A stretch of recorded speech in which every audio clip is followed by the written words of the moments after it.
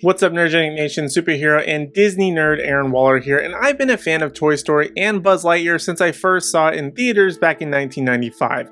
But now, nearly 30 years later, Buzz Lightyear gets his own solo movie, and not just any solo movie, but as the movie says in the beginning, this is the movie that Andy saw in theaters that made him fall in love with the character and thus receive the Buzz Lightyear that he got on his birthday. And to be honest, I was pretty hesitant about seeing Lightyear, as pretty much any Toy Story fan was, hence the lateness of this video, but I have to say that I feel that I got my money's worth, and I totally see why Andy loved this movie because I loved this movie. Lightyear is a lot of fun, and I think it was in large part to not feeling like it was meant for a younger audience. Sure, the animation and some of the jokes throughout are certainly geared towards kids, but this interstellar aliens Toy Story hybrid of a movie is much more geared towards people like me who grew up with the character and are now more mature. It's actually almost even a perfect hybrid of nostalgia and new adventure that the audiences never fully got to grasp that Andy did. But now that I've seen Lightyear, I understand his excitement and love for this movie and the character. Now, I also recognize that a lot of people have issues with this movie, whether that be with certain story beats being familiar or the Buzz toy legacy being greater than that of this movie, which I suppose I can understand, but we never got much context for Buzz other than that one paragraph description on the back of his box. So for me, this was even more of a wide open story that they managed to utilize a lot of the signature things from the toy into this movie,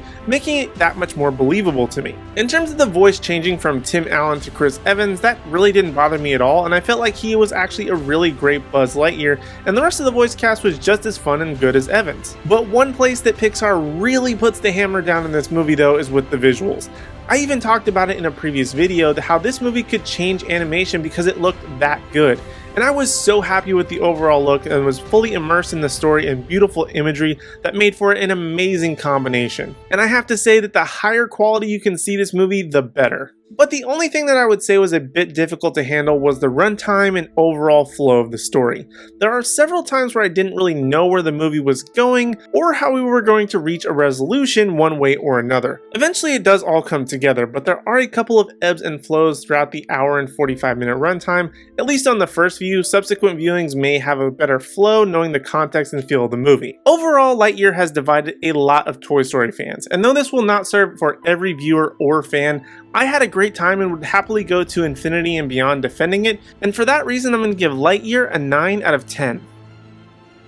Now, don't get me wrong, I still think that the Toy Story movies in general may be better overall, except for number 4 because there was no reason for that movie to be made, but Lightyear was an absolute blast and I highly recommend it. But those are my thoughts on Lightyear, and now I want to hear from you in the Nerdgenic community. What did you think of Lightyear? Do you think that it served Buzz's legacy, or do you feel like it was just an unnecessary origin movie? Let me know your thoughts and opinions in the comment section down below. And while you're down there, be sure to hit like, subscribe, and ring the bell notification so you don't miss out on any future content from me or the rest of the Nerdgenic team. And also be sure to give us a like and follow across all social media platforms at Nerdgenic.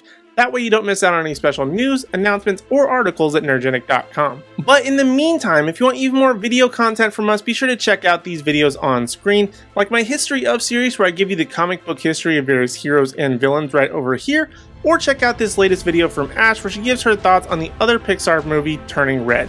But other than that, thank you guys so much for watching, we really do appreciate it, and we hope to see you in the next video.